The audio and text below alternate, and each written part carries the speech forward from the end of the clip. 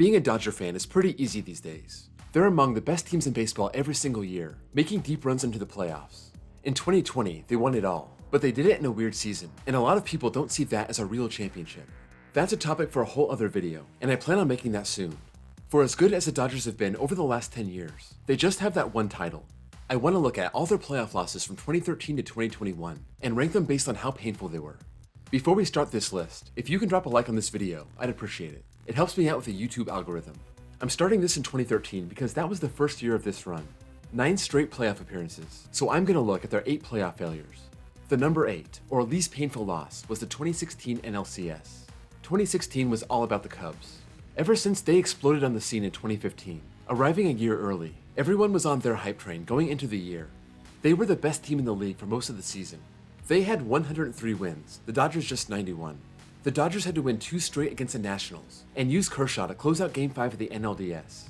The NLCS seemed like a mismatch, but the Dodgers played tough in the first 3 games. They were tied in the 8th inning of Game 1. And then this happened. Miguel Montero broke their back with a grand slam, but then Clayton Kershaw and Rich Hill led the way to back-to-back shutouts, and the Dodgers were amazingly up 2 games to 1. There was little hope to start, and suddenly it seemed like a real possibility. The Dodgers got our hopes up for nothing. The Cubs came back to life, winning 10-2, 8-4, and then 5-0, with Kyle Hendricks just crushing the Dodgers to win the series. It was nice to see the Cubs get back to the World Series for the first time in 71 years. They were obviously the better team. Other than a brief moment of hope, this was expected. Number 7 is the 2018 World Series.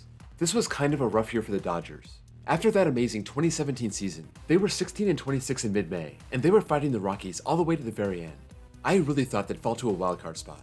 They ended up tied at 91 wins, and they won that tiebreaker behind Walker Buehler. They beat the Braves, they were lucky to beat Milwaukee, and they crawled into the World Series. Waiting for them was the Red Sox, cruising past the Yankees and the Astros, sporting 16 more wins than the Dodgers. The Dodgers got crushed. They only won 1 game, that 18-inning marathon, but this was no contest. The Dodgers weren't all that great in 2018, and they lost to a much better team. Number 6 is the 2013 NLCS. This was the season that got it all started, so our expectations weren't super high. The Dodgers got past a 96-win Braves team in the NLDS, only to face their arch playoff nemesis, the Cardinals. This was the Cardinals' 3rd straight NLCS. They won 5 more games than the Dodgers, and Hanley Ramirez got drilled in the first inning of Game 1. That shot right in the ribs hurt their best hitter, and after hitting .500 against the Braves, he only hit .133 in the NLCS. Carlos Beltran walked them off in Game 1.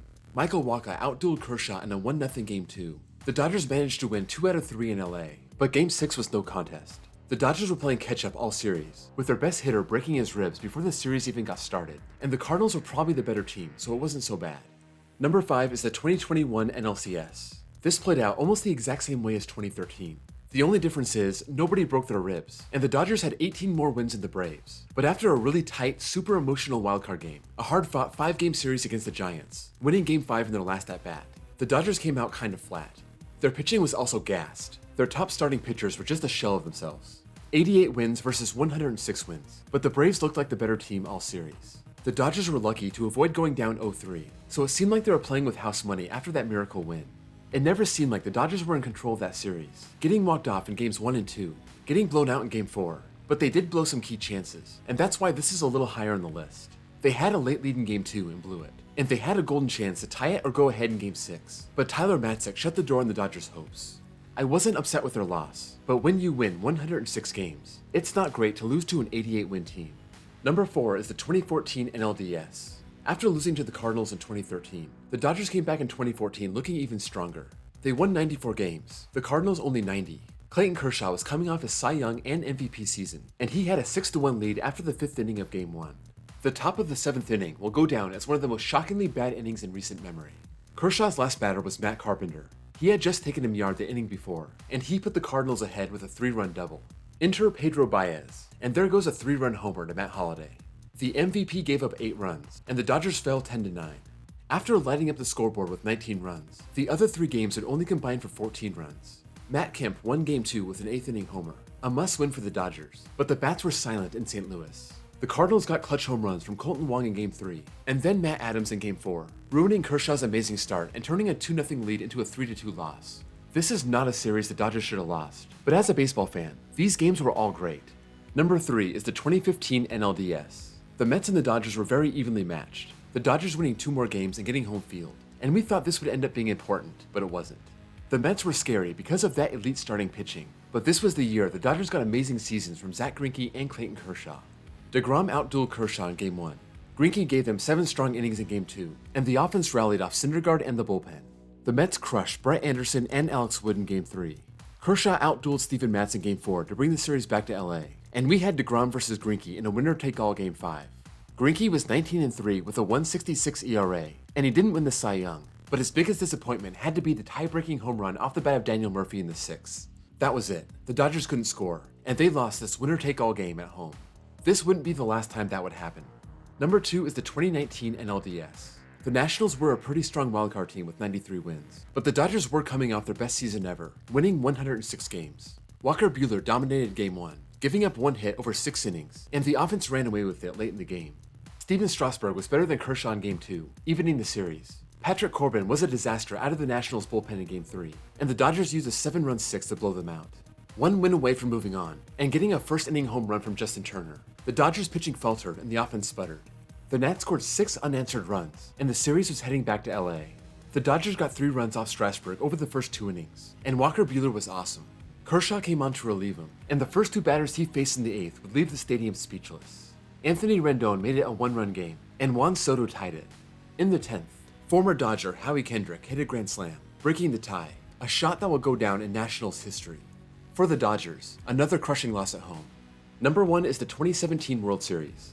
5 years into their playoff streak, the Dodgers hadn't been able to break through to the World Series, a place they hadn't been since 1988. 2017 was their year. They started 91-36 and then nearly fell apart, but they recovered for a 104-win season. They crushed Arizona, then dominated the Cubs, but they met their match in the World Series with the 101-win Astros. It started so promising, a solid 3-1 win, and they were poised to win Game 2, but Marwin Gonzalez took Jansen Yard in the 9th, tying the game, and then chaos ensued. The Astros got 2 home runs in the 10th, only for the Dodgers to make a miraculous comeback to tie it.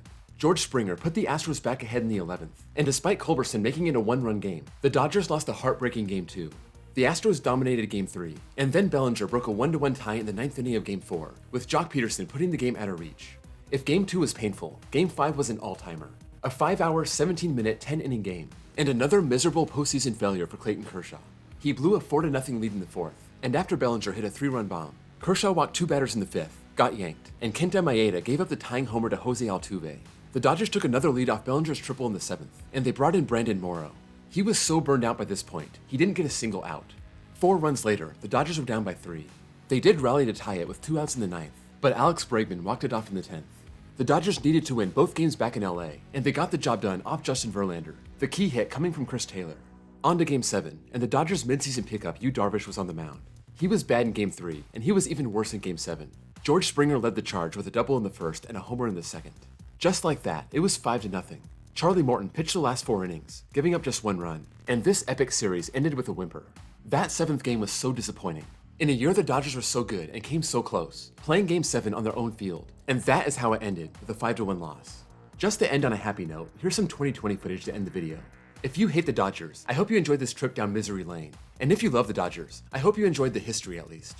Either way, let me know what you think about this list, if the 2017 World Series was the most painful loss, and any other thoughts on the way these were ranked up. Sound off in the comments below. Before you go, don't forget to drop a like and give me a sub for more content just like this. Thank you all for watching, and I'll see you all next time.